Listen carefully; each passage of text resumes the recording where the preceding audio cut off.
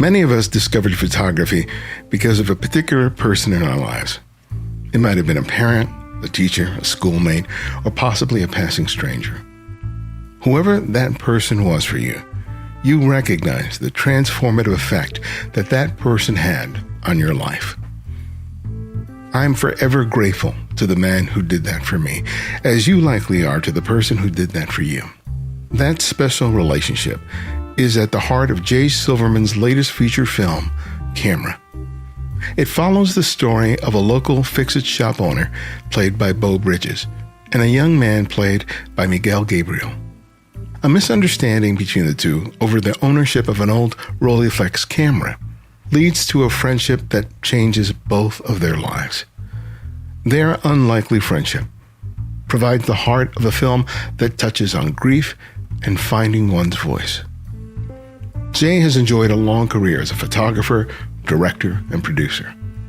That experience has made him an exceptional storyteller, allowing him to invest this film with a deep understanding of how a camera can bring what is truly important in life into focus.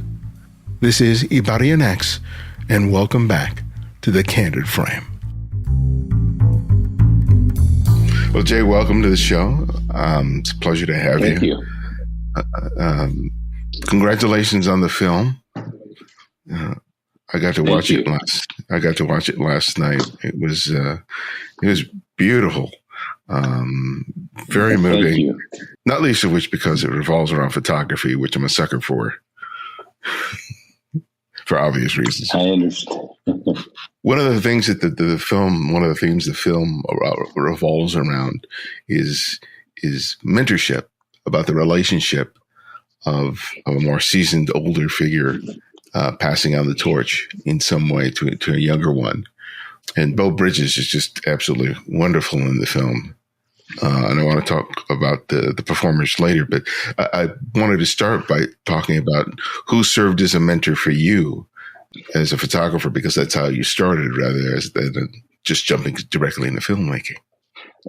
It's a very interesting story because I have 3 daughters and they're all under 30. And one of them was fortunate enough to get a mentor very young. And the other 2 have not yet found mentors. And I was lucky enough at 15 years old to idolize my 3-year-old brother who had gotten into photography. I wanted to follow in his foot tracks, and ultimately, a gentleman by the name of Warren King, I'm from Los Angeles, was my professor in high school at a public school. And unfortunately, today, I don't think there's very many public schools that actually incorporate photography in the curriculum, regrettably. But I took an interest in photography. I got passionate about it. And by the time I was 16, I was in the class that my brother was in, and I was beginning to understand what it was like to tell stories. But I don't think any of it would have materialized had I not had a mentor.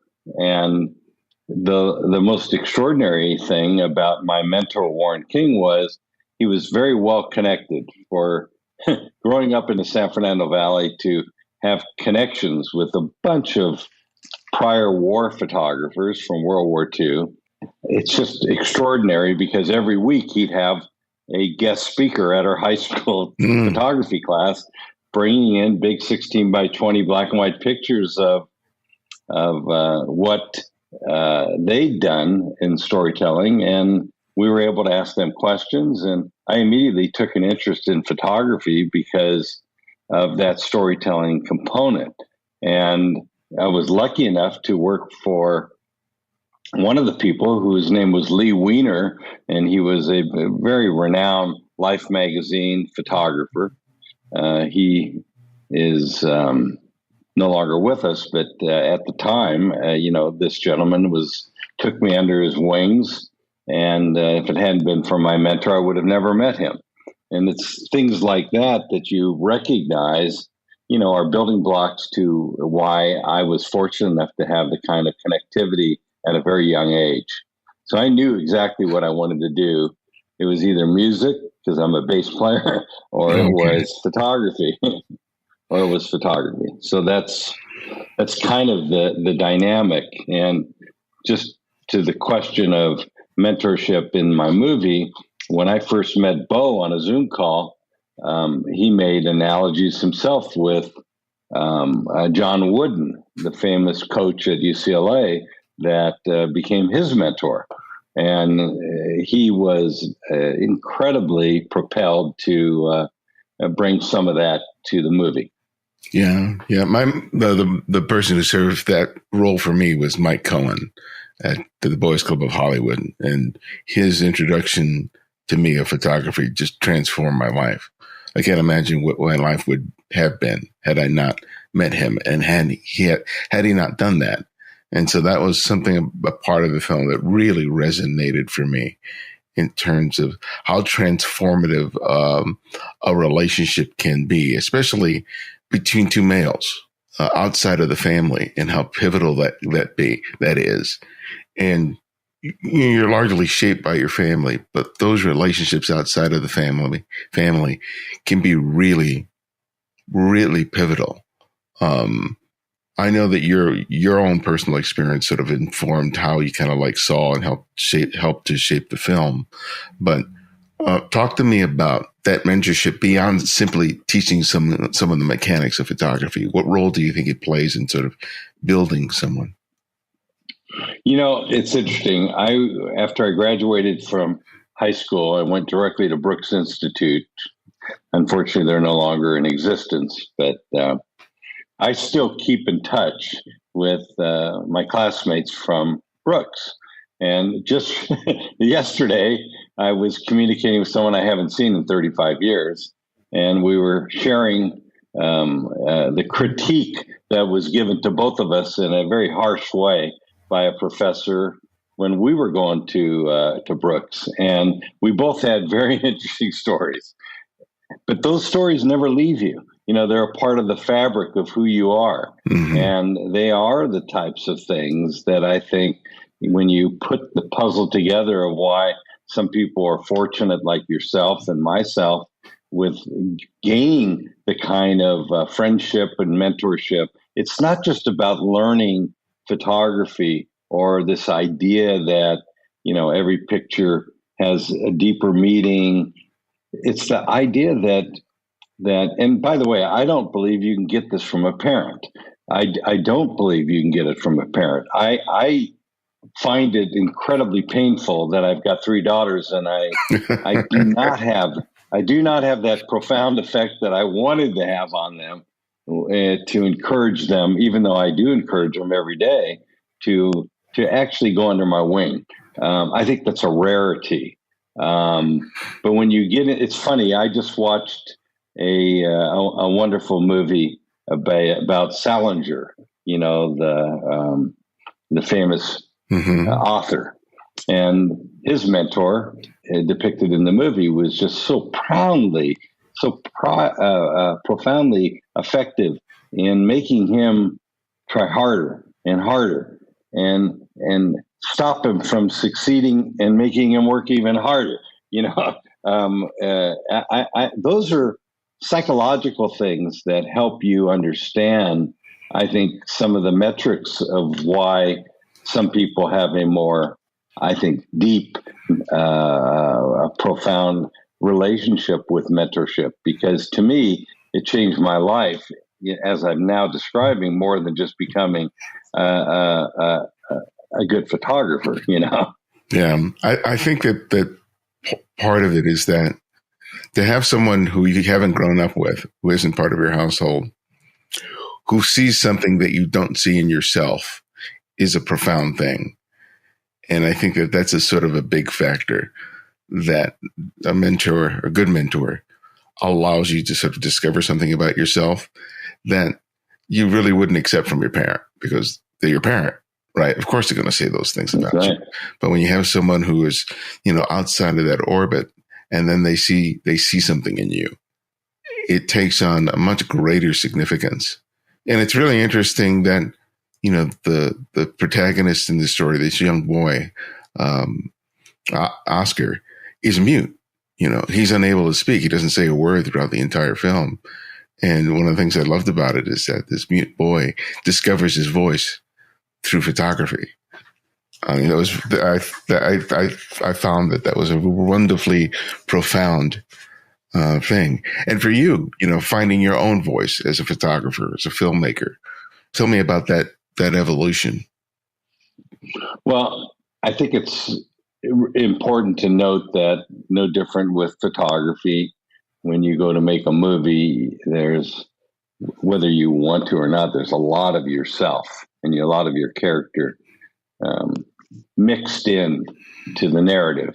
In this particular case, my youngest daughter was born 3 months premature, and they damaged her vocal cords, incubating her a series of times, to the point where, even now she's 26 years old, she has a rasp and it's hard to hear unless you listen closely.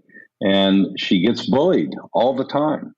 And that was the inspiration for Oscar, the protagonist, because he uses the camera in the movie, even in the opening, as a communication tool. And that to me was profound. It's interesting, just a little bit about the process of developing a movie. The movie was written by an Irish writer named Jamie Murphy. The movie was very Irish, but it still had the same story that you saw last night. But what makes it fulfilling as a filmmaker to implement somebody else's vision and complement it? Well, he's not a photographer, the writer, and I am. And I had a journey. So there's a lot of my journey in the movie. And this protagonist, in my case, when I was a young kid, and I'm talking about in my teens, I wasn't the best communicator. I wasn't, for lack of a better word, an extrovert. I was an introvert. Mm-hmm. So photography became a tool that I could actually walk away with my camera, do some pictures, and come back, and people go, wow, I never saw it from that point of view before. And that excited me, that titillated me. And what becomes, I think, massively important in this movie is the fact that, a young little 9-year-old boy has a vision that I think is entirely unexpected, and more importantly, isn't a cliche. He sees the world through young 9-year-old innocent eyes, despite being bullied by the town, despite being bullied by young children. He's focused like a laser on what he envisions people's true, character. And that young man's amazing in the role. How difficult was it finding, someone as talented and as young as that to basically carry an entire film? Well, I've been making photography for my whole career, and I started making movies around 20 years ago and commercials. And I can tell you the one piece of wisdom that everybody that might be listening to this podcast would appreciate is you never cast a child for an important role. Never. Unless you meet the parents. I'm not joking you, because the parents can destroy all of your intentions, whether it be the sensitivity to minutia or one's ability to have a team player. And believe me, the parents are as important as the child. And in this particular case, this young boy had natural talent, but his parents were complementing the process. His parents weren't, trying to fight for things that are not fightable. And I know, this is my fourth movie, that the last thing you ever want to do is hire a young child in basically a role that he's in almost every scene that requires handholding. And to make it even more challenging is the fact that he never speaks.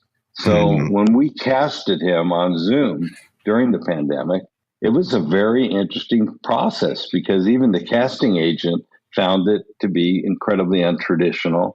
Here we have a child. We want to say, here's the situation. You're going to walk up to an adult. You're going to ask them for something. And then with your expression, you're going to show your displeasure, and then you're going to show your total unequivocal belief that what he's saying isn't going to work. How do you get that out of a child? Yeah.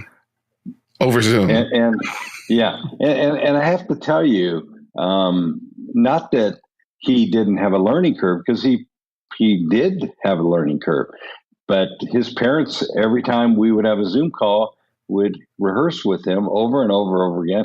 He had an acting coach that he employed, not me, that subsidized, I think, the periods of time when he had an opportunity to investigate the moment. The moment has three beats to it.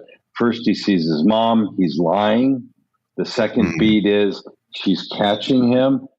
He's suspicious, but he doesn't want to show his cards. And then the third beat is him defending himself.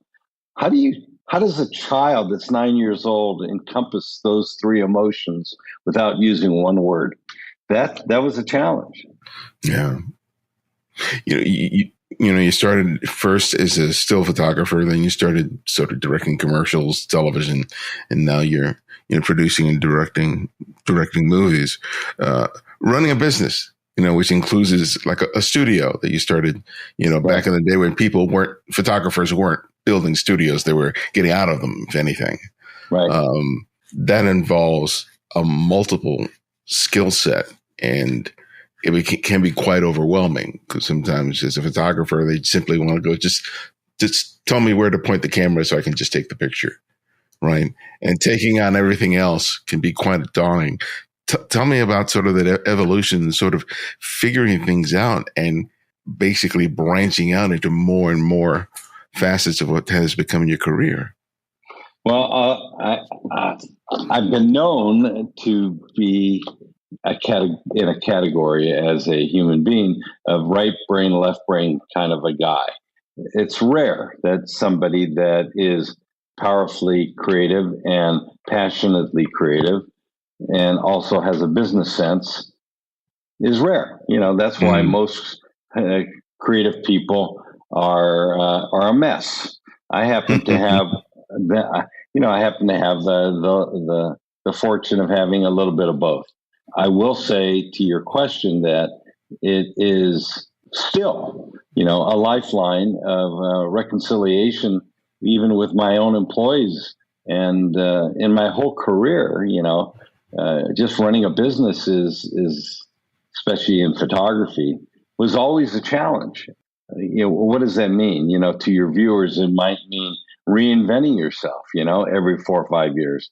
What does that mean? I mean, literally looking at your work and going, if I want to stay in business, I better start looking at what is being consumed now, because what I used to consume isn't necessarily popular anymore.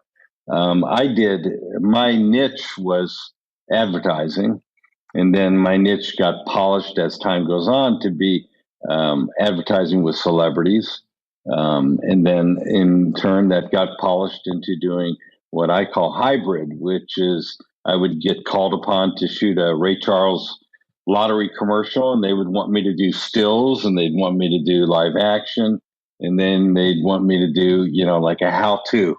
And so it became a go-to guy for challenges that were nothing to do with photography. How do you pull that off? You only have 2.5 hours with Michael Jordan. He shows up late, and you still got to accomplish the job. Yeah, and especially with commercial advertising work, that is an art of collaboration, which you have to, of course, do in filmmaking.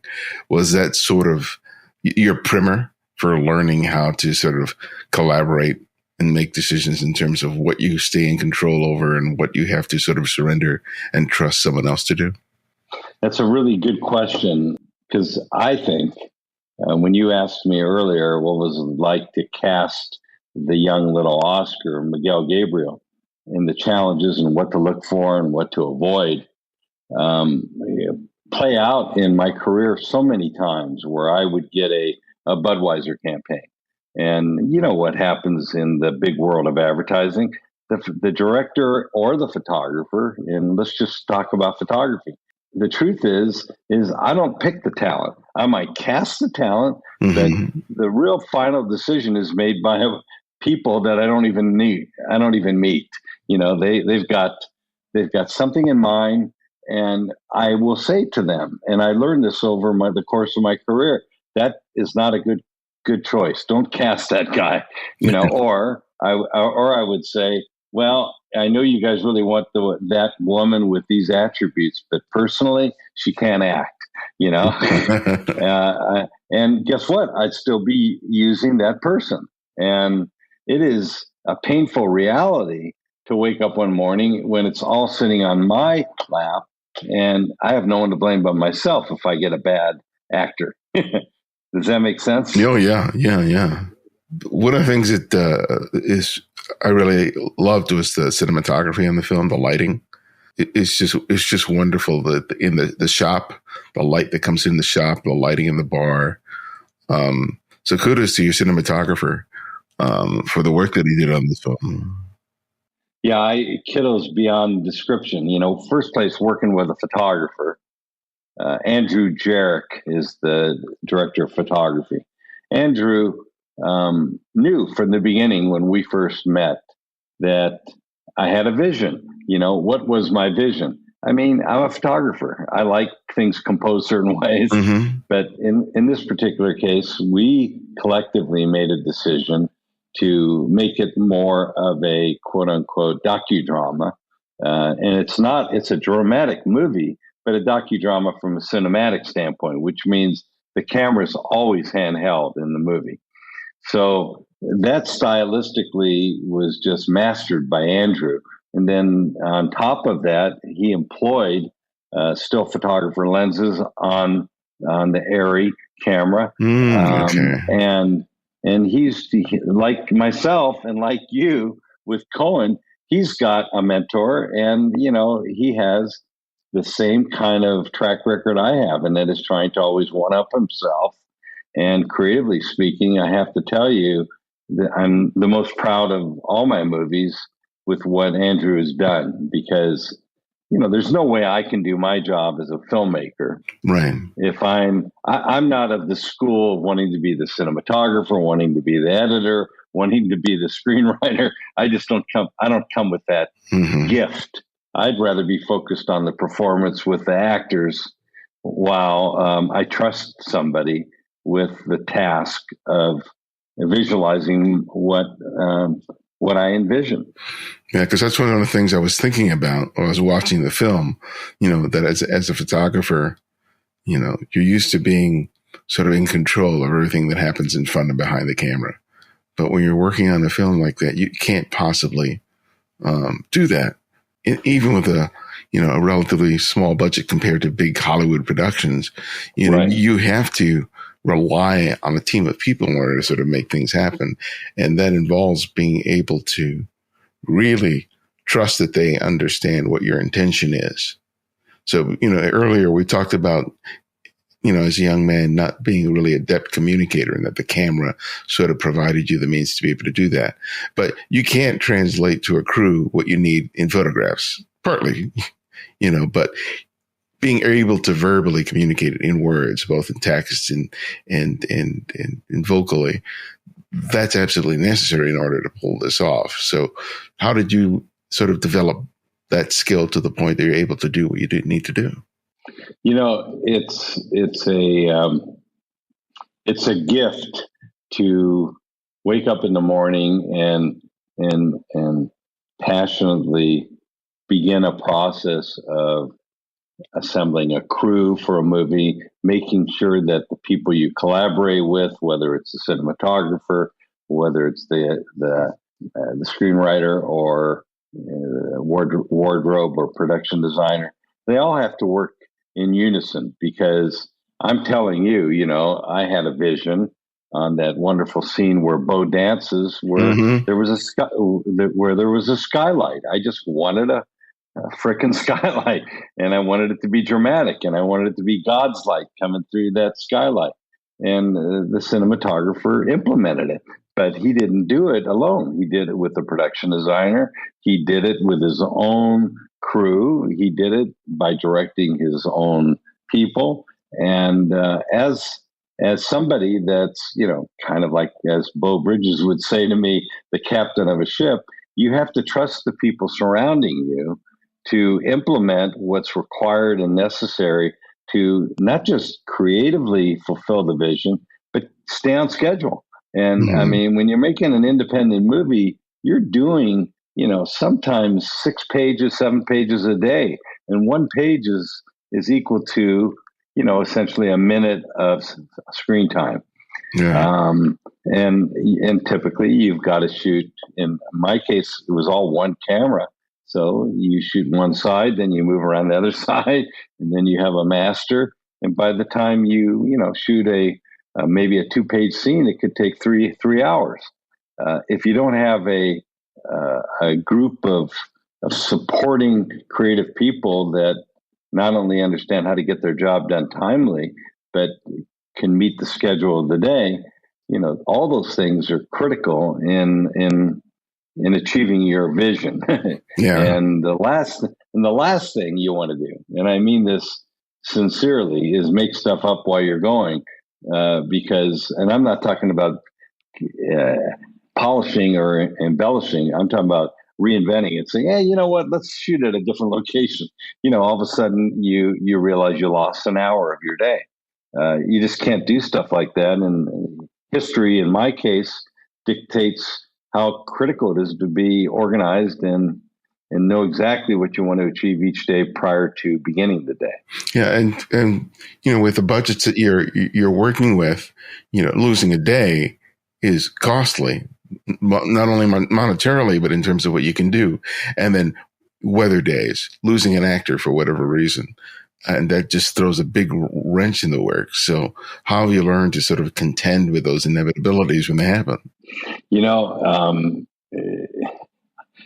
I was interviewed for another podcast for a photographer, and he said something that I thought was consistent with, I should share this story. I woke up one morning and I said, I'm at a stage in my career, I want to hire a consultant. Give me some wisdom. And the guy comes in, and he was very expensive. And I remember he was like almost $500. And this was in the 80s. And I said to him, David, what can I do to go to the next level? And he says, well, let's first discuss what you can do. And he says, tell me who you are, Jay. And I said, well, I'm a great people photographer. And then he says, well, that's not what I'm asking. No, really, think about, what do you offer your clients? And I go, well, I know how to make characters come alive. I can go on and on. Mm-hmm. We ended up the $500 session with him looking at me and going, well, think about it, and we'll get back together in a couple of weeks. And I said, what an easy way to make another $500. Wow. That was just me laughing. But turns out, that he meets with me 2 weeks later, and sure enough, I had prepared myself. And he said, no, that's not it. That's not it. Then finally, I just looked at him and I said, I'm a frickin' problem solver. That's what I am. And he goes, bingo. And that was a life-changing moment for me, because that's what we do, is we solve problems. We don't just take great pictures. And I'm sure you feel the same way as I do. I've looked at your work. It's brilliant. But a lot of what I did in my span of my entire career, I think a lot of people could have done the same job I did. It's the question of getting it accomplished, mm-hmm. As an illustration, I remember doing a big job for AT&T, and Rodney Dangerfield was the talent. I got called on a Thursday evening to shoot him on a Friday. It was a big deal. And I say, AT&T was a national campaign, and, God bless Rodney. He's not alive anymore, but he shows up to the studio. He's got a little cooler with some liquor in it, and it's 11 o'clock in the morning, and all I could tell you is, and I'm being totally honest here, I did not recognize him. To me, he did not.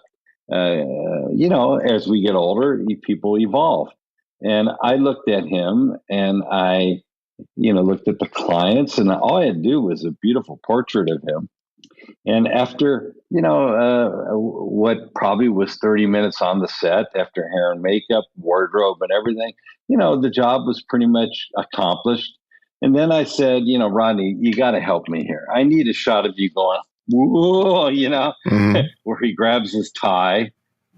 He did one frame for me like that. And of course, that's the one they used. Yeah. That makes that, and incidentally, that happened with Leonard Nimoy because I needed him to make reference to his Spock ears, But these guys are so incredibly impatient and so incredibly done with the stereotypes that they don't realize how invaluable it is, to the clients that have hired them, that people identify that stereotype. Yeah. And as crazy as it sounds, it doesn't come easy. And that's part of what we do for a living.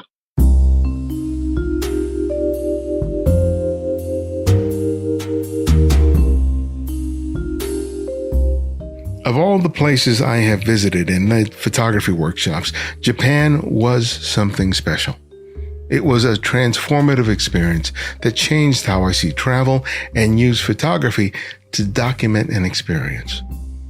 I have been so eager to return there since 2019, and I want to offer you the opportunity to share this December in Tokyo with me.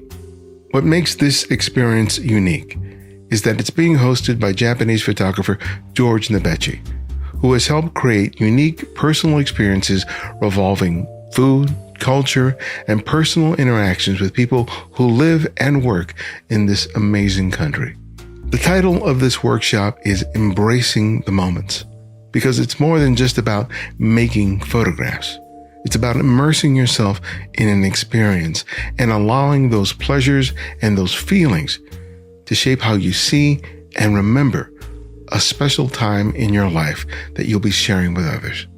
Visit nobechicreative.com for more details, including how to make scheduling and payment arrangements. If you have specific questions, email info@nobechicreative.com.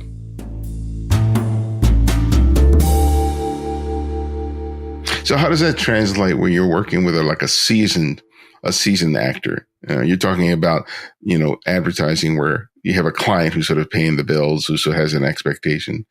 But when you're the one in control and the filmmaker, and you're working with people like Peter Coyote, Beau Bridges, right. People who have great experience, and you're trying to solicit something from them or set the stage for them to deliver something. It's remarkably important to recognize that these people know themselves better than anybody. There's no way you can wake up in the morning and for me to shoot Denzel Washington and say, "Give me some more rage, Denzel," Mm-hmm. Or me work with Ray Charles, which I was working with him for 10 years, and Ray always recommended me for work because we had a great kind of friendship.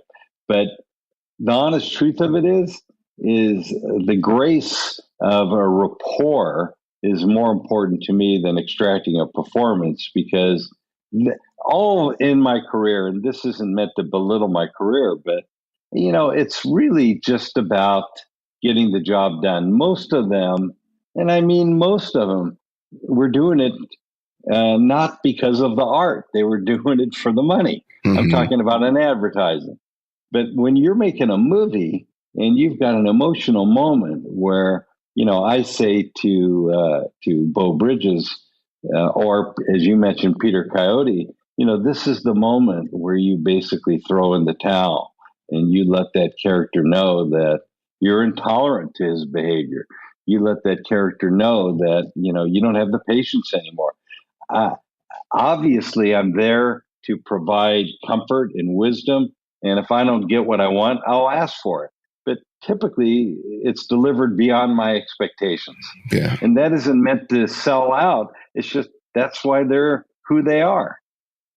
I mean, I'll tell you a great story. I was working on a commercial for, I forget, I think TNT at the time, Ted Turner, and Morgan Freeman came to the set. And, I was in awe. I think the movie The Green Mile had just come out, and I was just so in love with his characters. And the premise was he was supposed to talk about living in the South. And it was for, a commercial that would enrich people to look at the beauty of movies like that are made in Louisiana and stuff like that. And he looked at me and he says, "Let me tell you what it's like to have mud go through my toes." Am I going to tell him how to say that? Give me a break. I mean, he made everybody in the room just go, ah. Yeah. I was so happy to see Bruce Davison in the film because I'm a great, great fan of him. And he has two scenes in this film which are just amazing. I had to rewatch them several times. There's a scene in the bar with his son. And at the tail end of this confrontation, he says something to his son. And Ross Partridge plays his son. And that scene where he leans in at the bar and he says what he says to his son, it was so cutting. So cutting. I really felt that moment. And then there's another scene where he's talking about being a fisherman. Those two scenes are just absolutely astounding with the ability of an actor. They say there are never no small roles. That's a really perfect example of an actor who understands that. And he brought so much to it. It was doing everything that you can and then sort of letting go.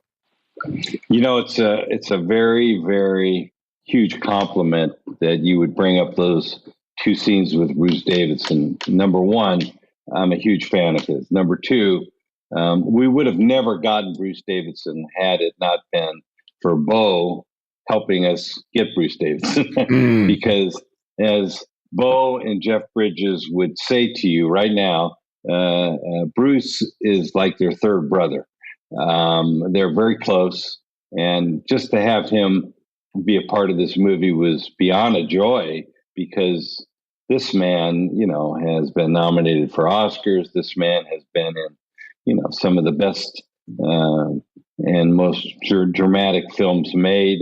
He just is so believable and so incredibly with his eyes and his delivery. The scene that you mentioned with his son, who's played by Ross Partridge, that scene to me was one of my favorite scenes, because he leaves the scene and comes back and drops a bomb on his son. The way in which he did that is so powerful to me, so powerful to me. You have to know, most great actors have a desire to want to plus what's on the page.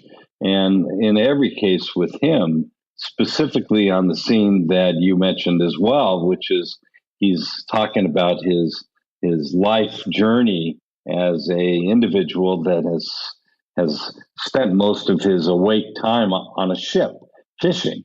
And he talks about the idea of navigating with the stars.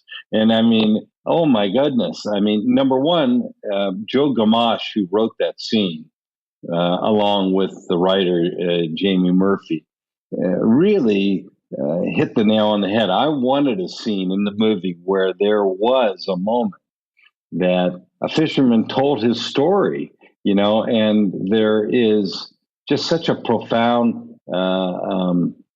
reveal about what it must be like to be in a profession where you look around and it's scorched earth everywhere, meaning fishing for a living as an independent human being is really not going to exist in a couple years. I mean, when I scouted locations in Nova Scotia, I scouted locations in Boston.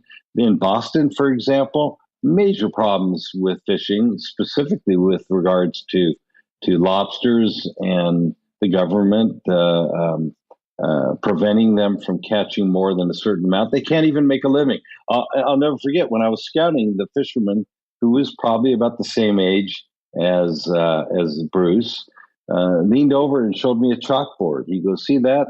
That's I'm making this up right now because I don't recall exactly. I think it was $22.10. If I go below that a pound, where are we now? 4 cents above that. That's how bad things are. And then when I went to Nova Scotia, same experience. So I wanted a scene that kind of depicted what it might be like to have lived most of your adult life, fishing and wondering what the heck you're going to do with your life if you can't do what you love. Yeah. And I felt that it was really kind of analogous to the way Beau Bridges sees like photography. He, you hear his sort of voiceover at the very beginning and then different parts of the film. And it was just like, I saw this sort of synergy between the two in that way. How much of that part of the script came from you, and how much was it a collaboration with the screenwriters? Well, number one, the screenwriter and one of my writers named Joe Gamache, we worked every day for a year and a half trying to adapt his screenplay, which pretty much was predominantly an Irish story, into a more international themed story, because obviously I wanted to appeal more globally. But, it is hugely important to understand that, I make movies because I want to give back. That is the only reason I make movies. And if I made a ton off this movie, all the money would go into my next movie. This is not anything other than a labor of love. So me trusting my instincts, saying, hey, you want to know something? There's a whole world of young people out there that could benefit from the old man down the street that asks him to mow the lawn, and why he's having a little cup of lemonade. The guy gives him a little wisdom and says, you know what, if you push that lawnmower a little bit to the left, you'll get a cleaner cut. And the next thing you know, he says, hey, come on inside. Let me show you how I, bottle my honey from my bumblebees. Whatever it might be, these are things that I grew up with, whether, it comes from movies or it comes from life experiences. I wanted to put in my film to generate interest in this kind of like electricity that is available but not utilized anymore. This idea that you had a guy that influenced you, and I had a guy that influenced you, and I'm sure you've got kids, right? No kids, unfortunately. No kids, but you have a dog named Zoe. No, but I mean, to me, the experience of being able to wake up in the morning and have somebody you can ask outside of your family for a little advice, be influenced by, I mean, it existed and still exists every day in my life. And I have to say, I tell the story on another podcast, but at the ripe age of 16, I got an internship with a guy named Lee Weiner. And just in a quick story, I was only 16. Okay. So here I am working in Hollywood after school between 3:00 and 7:00 at night. And like I said, Lee Weiner was a renowned filmmaker. You can Google him, a photographer, but he shot, The Wizard of Oz, Mickey Rooney, all these famous people. And he had just come back from shooting, I believe, 50 portraits from presidents of Bank of America, okay, all around the United States. And he had a bag, and it had 150 rolls of black and white film in it. He set it on the desk. He didn't even introduce himself. He goes, what's your name? And I go, Jay. He goes, let's get this stuff processed right now. So follow this. I'd met him in a lecture, and then he hired me because my mentor recommended me. And the next thing you know, he's got me in a dark room processing bulk, I think 80 rolls at a time. I've never done that. I'd never done that in my life. So now I'm in the dark room. He shows me how to, you load each reel and then you put it in a cassette, and then you stack them on each other and then you agitate them. Anyways, without getting into a long, long, long story, I spent 4.5 hours loading that film. He closes the darkroom door. Once again, I'm all loaded. I step back, and for some godforsaken reason, I stepped on a light switch that turned on Oh, the oh, enlarger, the enlarger above my head, where he told me to load the film, lights up the whole table. I throw my body on top of the enlarger. I rip the plugs out of the wall, and I slowly, cautiously pick up the phone, and I say, can I speak to Mr. Weiner? And he comes to the door, and I'm hysterical.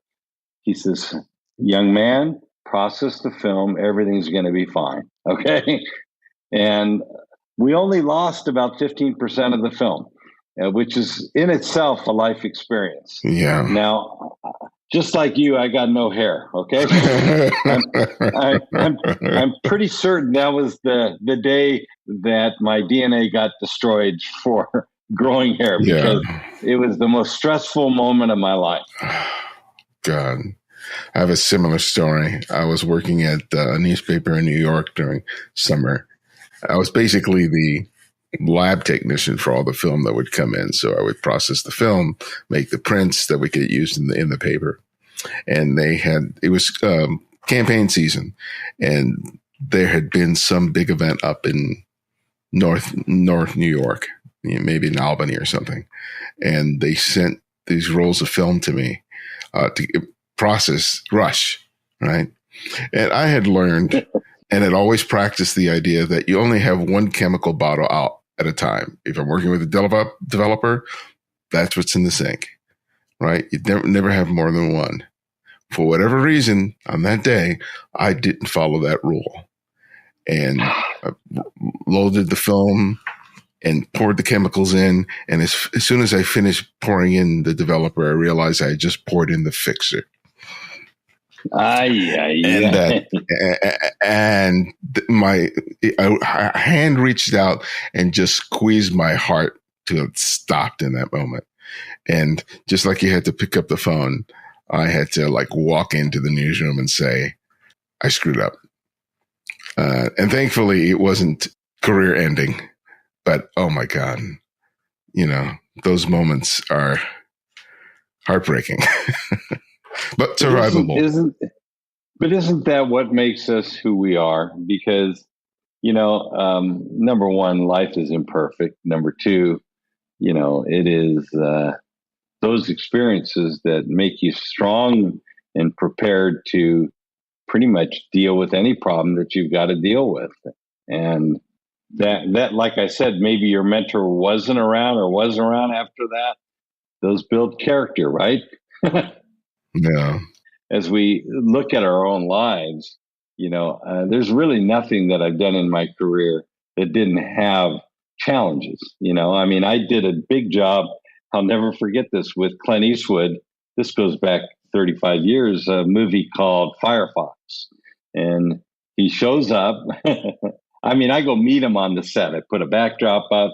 To be perfectly honest with you, I'm a young guy, and I'm shitting in my pants going, oh my God, I'm going to have to shoot Clint. And I walk in, he puts on the helmet. He walks onto the X that I pre-lit. I shoot one frame and he walks off. Now, in those days, which I'm sure you can attest to, everybody snip tested their film just so they would come in, because, you're shooting a real film. And I said, Mr. Eastwood, can you please let me just shoot a couple more? God forbid there's a scratch on the film. He came back reluctantly, and I shot 3 or 4, and I was able to snip one frame of the 3 frames because, I had no second chance. And, I think that changed my life too, because I would have never let that happen again. I would have went that before he would have had a chance. But that's a testament to be able to say, especially to Clint Eastwood, sir, I need you to do this more again. And that's part of what you're called to do sometimes, beyond simply taking the pictures, is solve a problem. And sometimes the problem is the talent. Yeah. Well, I think everybody has what I call an independent agenda. And, it's not their job to make me feel comfortable. It's not their job to make sure that I've put everything into motion that's going to protect the whole job. It's just assumed, I'm there for a role, and he does this for a living. He doesn't need 5 looks. He knows the exact look he wants for the billboard. But I can tell you 1,000 stories, and just like yourself, nothing happens without life experiences preparing you for the next mistake, That's why when I do these filmmaker podcasts and they go, what's the one thing you would tell any filmmaker when you're shooting a young child? And I would say, this is the biggest news you could ever get from another filmmaker, and that is cast the parents. No, I would have never thought of that. The first thing that popped in my head is don't include a dog. Yeah, that's a whole separate story. I'm dealing with that right now in my next movie, where, the screenplay talks about a dog that thinks he's a cat, and he's sitting on the lap of the star, and he uses a cat, whatever you call those places where they go to the bathroom, but he's a dog, And I'm thinking, oh boy, this is going to be one of those things, Well, my last question that I ask each guest is I ask them to recommend another photographer for our listeners to discover and explore, and it can be anyone. Someone you've long admired or someone you've recently discovered. So who would that one photographer be and why? Well, it's interesting. I think it's a great story to share. When I was 16, we were lucky enough to have a guest that day in my public school. And who was it? Joseph Karsh. He came from Canada. He was in town. Oh, wow. And he put on the little pedestal the picture of Winston Churchill. And he explained how he did that picture. And he was saying, I was, in my late 20s, and here I was photographing one of the most powerful people in the world.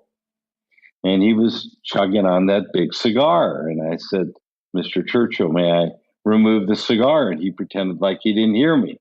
So I leaned in, pulled the cigar out of his hand, and then clicked the picture right when he stuck it back in his mouth. And that is the famous picture of Winston Churchill.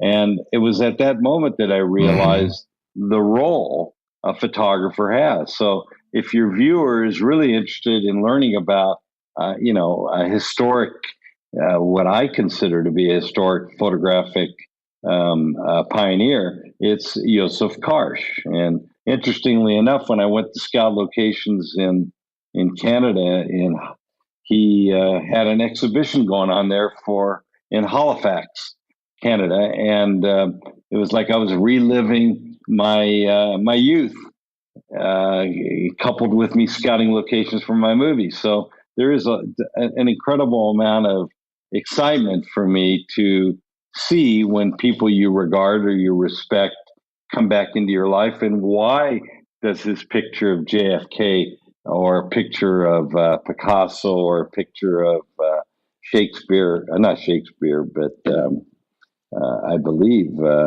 Salinger, these images are so incredibly moving, and you can see into their eyes.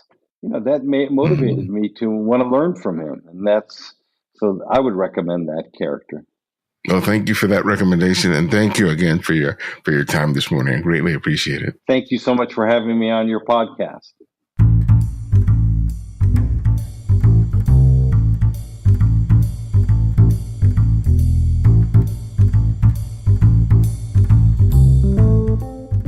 Thanks to Jay for joining us. You can find out more about Jay and his work by visiting jaysilvermanproductions.com. You can also stream camera on Apple TV and other video streaming platforms. And if you're a fan of our work, you can write a review on whatever service you use to listen to podcasts and share a favorite episode on social networks, be it X, formerly Twitter, Facebook, or Instagram. Remember to use the hashtag #TheCandidFrame. You can also support us financially via Patreon. And if you want to make a one-time donation to the show, you can do so now by visiting buymeacoffee.com/TheCandidFrame. Thanks to Patricia Clicks for her recent contribution. We've relaunched our newsletter using Substack. Sign up today and receive updates on all things related to TCF, as well as essays written by yours truly. And if you can't find every episode of the show on whatever service you use to listen to podcasts, download the Candid Frame app, available for both Apple iOS and Android. And because of your generosity, it's free to download and use. No additional purchases are required. The Candid Frame's audio engineer is Martin Taylor, who you can find at theothermartintaylor.com. The show's senior producer is Cynthia Parker. And this is Ibarian X, and this is The Candid Frame.